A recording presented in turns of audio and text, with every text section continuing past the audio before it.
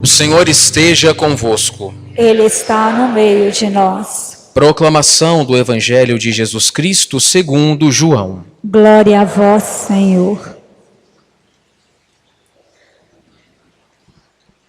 Naquele tempo, João estava de novo com 2 de seus discípulos, e vendo Jesus passar, disse: Eis o Cordeiro de Deus.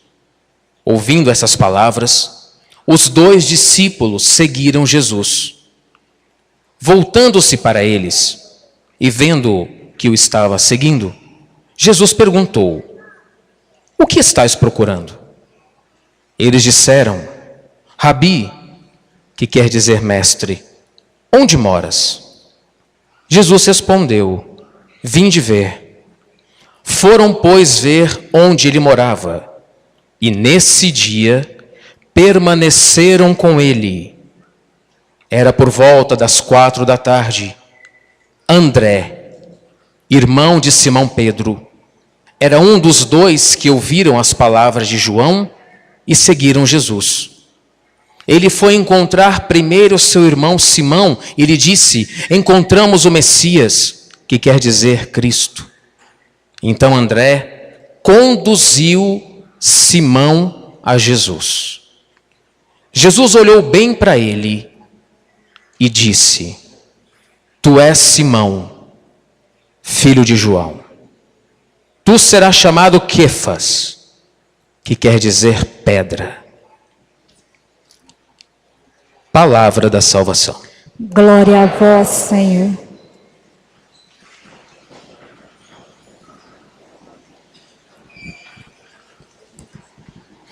Eu tenho hoje 2 perguntas para vocês. A primeira é, respondam no coração, né? Na consciência.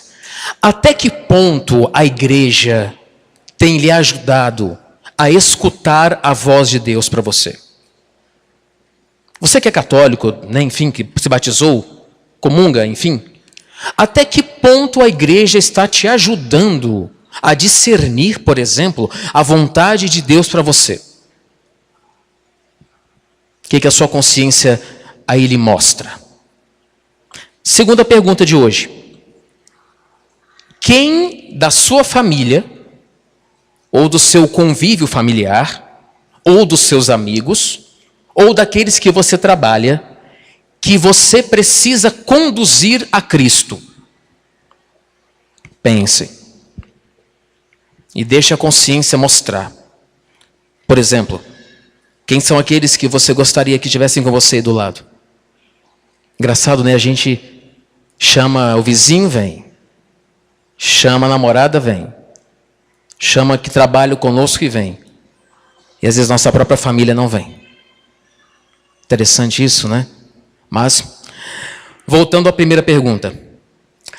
Hoje, na leitura, Eli era o sacerdote que estava cuidando do templo naquele ano, onde Samuel estava para aprender de Eli as normas, as leis judaicas.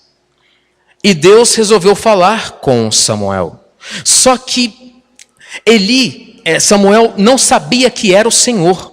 Então ele levanta e vai no quarto de Eli. Fala: Eli, o Senhor me chamou? Ele fala: não.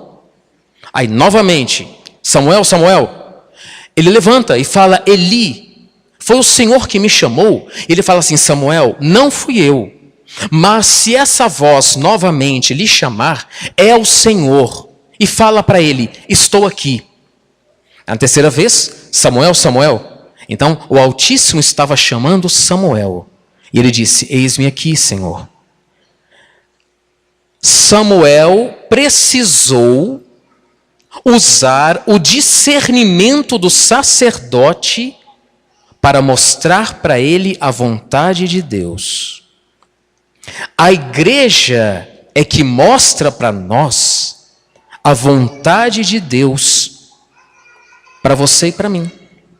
Por isso que quando diz que Eli e Samuel estavam no templo, hoje qual é o templo de Jerusalém? São as igrejas católicas. É a sua paróquia, a minha paróquia, a paróquia de onde você veio. É na igreja que Deus vai revelar para você qual é a vontade dele para a sua vida, para a sua família, para o teu marido, para o teu filho. É a igreja que discerne a vontade do Altíssimo. Entendam bem isso. Se não fosse o sacerdote Eli, Samuel jamais desconfiaria que o Senhor estava chamando ele. Então, quem decifra para nós a vontade de Deus é a igreja. Sabem por quê? Porque, voltando aqui, né, na época de seminário, por exemplo, eu fiz uma grade que chamava-se eclesiologia. Eclésia, igreja. Né? Era o estudo da igreja. E a primeira pergunta do padre foi assim para a gente: de onde veio a igreja católica? Aí uns falaram assim, né? Pentecostes. O outro falou assim na minha turma: não, mas ela brotou do lado de Cristo, onde jorrou sangue e água, o batismo e a Eucaristia. Também. Mas ele falou: não. A igreja brotou da Trindade Santa. Por quê? Por que foi desejo da Trindade a igreja? Porque a palavra igreja, eclésia, ou koinonia em grego, significa comunhão de pessoas. E a Trindade Santa é uma comunhão de pessoas. Então foi sempre vontade da Trindade que a igreja católica existisse. Para quê? Para fazer e para te mostrar a vontade de Deus. E qual é a vontade de Deus para você hoje? Que você reconduza as pessoas a Cristo. Por isso eu perguntei: tem alguém na sua família que ainda não conhece o Cristo? Vocês viram o que aconteceu no evangelho de hoje? João Batista anuncia: eis o Cordeiro de Deus que tira o pecado do mundo. E o André e o outro discípulo vão e seguem o Cristo. Por ele ser divino, percebeu atrás dele a presença dos dois e fala: o que vocês querem? Onde tu moras? E ele fala: vinde ver onde eu moro hoje. Onde Deus mora hoje. Principalmente aqui, né? Principalmente ali. Hoje Deus mora, e hoje ele fala para a gente: vinde ver onde eu moro. A nossa obrigação é reconduzir aqueles que estão presos nas trevas a Deus. Se os santos faziam isso, por que você não pode fazer? Por que eu não posso fazer? O que lhe falta para trazer o outro para a igreja? O que lhe falta para converter os corações? Vocês já perceberam na biografia dos santos? Eles não gritavam. Eles não impunham goela abaixo o catolicismo. A presença dos santos contagiava. Querem um exemplo? Padre Pio, com todos aqueles dons que Padre Pio, né, dizia o Padre André no seminário, que ele teve, Padre Pio teve quase todos os dons que um ser humano possa ter. E dizia que quando Padre Pio ia dormir, que passava pelo corredor, os frades, sentiam nele o cheiro de rosas.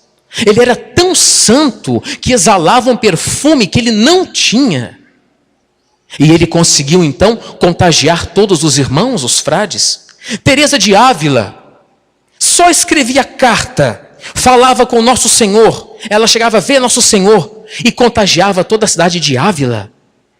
São João Maria Vianney, magro, miudinho, porque fazia muita penitência corporal, muito jejum, sacrificava o corpo, mas as filas da confissão eram lotadas, as pessoas acorriam a ele. Olha, até os bispos de Paris iam a São João Maria Vianney para tirar dúvidas. Os bispos de Paris, a 500 quilômetros de Ars. São João Maria Vianney fazia o quê? Celebrava missa e confessava. E quando vinha um grande pecador no outro dia se confessar, o demônio, chilapava ele, fazia a cama dele tremer, escutava barulho de ratos, não deixava o santo dormir, porque ele ia salvar uma alma. E por que a gente não consegue salvar a alma do irmão? Por que a gente não consegue trazer o irmão para a igreja? Não consegue trazer o pai, não consegue trazer a mãe, não trazem os filhos. Por que eles conseguiam arrastar multidões e a gente não consegue? Então eu vou dar para vocês a resposta.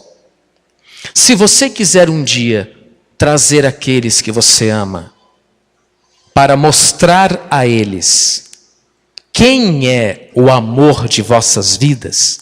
Como diz, né? O Cântico dos Cânticos, encontrei o amor da minha vida. Não era marido, não era esposa, não eram os filhos, era Deus. Se um dia vocês quiserem que aquele outro que você quer que venha para a igreja e não vem, tenhamos uma vida santa. A sua postura dentro de casa, no trabalho, onde quer que você esteja, vai dizer quem você é. Não tem que ficar abrindo a boca, gritando, colocando o catolicismo goela abaixo. A sua postura vai dizer em quem você acredita e a quem você serve. A evangelização hoje ocorre dessa forma, gente. Se os de casa verem que nós somos diferentes, porque se querem ter um exemplo, a gente quando sai dessa porta, ou sai daquele estacionamento, a gente coloca máscaras muitas vezes. Colocamos máscaras dentro de casa. Colocamos máscaras no trabalho. Colocamos máscaras na faculdade. Colocamos máscaras para conversar com o pai e com a mãe. Por que a gente faz isso? Nós temos que ser transparentes e límpidos para com o outro. Nada de máscaras. A gente vai trazer aqueles que a gente ama pelo testemunho de vida. Quando eu digo testemunho de vida, não é deixar de pecar. Pecar todos nós somos, mas não ficarmos neste estado. Nós vamos dar o testemunho tendo uma vida santa. Olha o que diz a segunda leitura. Os nossos corpos não são para o pecado. Não é para o sexo livre. Nós somos templos do Espírito. E esse corpo que você tem aí, que eu tenho, vai dizer aqui o apóstolo, foi comprado a preço de sangue. Foi comprado a preço de sangue. O nosso preço, o nosso resgate foi altíssimo, foi muito caro. Ninguém ia fazer o que Cristo fez por mim e por você. Então que nós a partir de hoje tenhamos a vigilância, até mesmo no nosso corpo, o que estamos fazendo, o que estamos deixando de fazer, para podermos evangelizar o outro. Eu queria deixar para vocês, nesse final de homilia, um convite. Não sei se vão ter coragem de fazer, mas eu vou falar. Essa semana, chega para aquela pessoa que não vem à igreja, por exemplo, que não vem à missa, que nunca mais se confessou, que nunca mais comungou. Fala assim para ela: encontrei o amor da tua vida. Vinde ver. E convida para a missa. Primeiro você vai ver a reação, né, da pessoa. Claro, se tivermos coragem de fazer isso, né? Então, para os corajosos, eu sei que não vai ser fácil, mas se a gente não falar daquilo que a gente ama, se a gente não testemunhar o que Cristo fez por nós, quem vai testemunhar? Quem? Será que as pedras vão ter que gritar? Será, gente? Não tenham medo de falar: encontrei o amor da tua vida, meu caro, ou minha caríssima, ou minha mãe, ou meu pai, ou meu filho. Encontrei o amor da tua vida. Vinde e vê onde ele se encontra e traz para a igreja. Aqui o Espírito Santo dá um jeito em todo mundo, né? Nós somos apenas instrumentos. É o Espírito Santo que vai ter trabalho depois, não você. Você fez a sua parte. E antes que eu me esqueça, quando o nosso Senhor falou assim, olhou bem para Pedro e falou assim: você vai se chamar Kefa. Sabe por que ele fez isso? Porque o sacerdote daquele ano de Cristo era Caifás. Caifás não levava ninguém para Deus no templo de Jerusalém. Kefas, Pedro sim.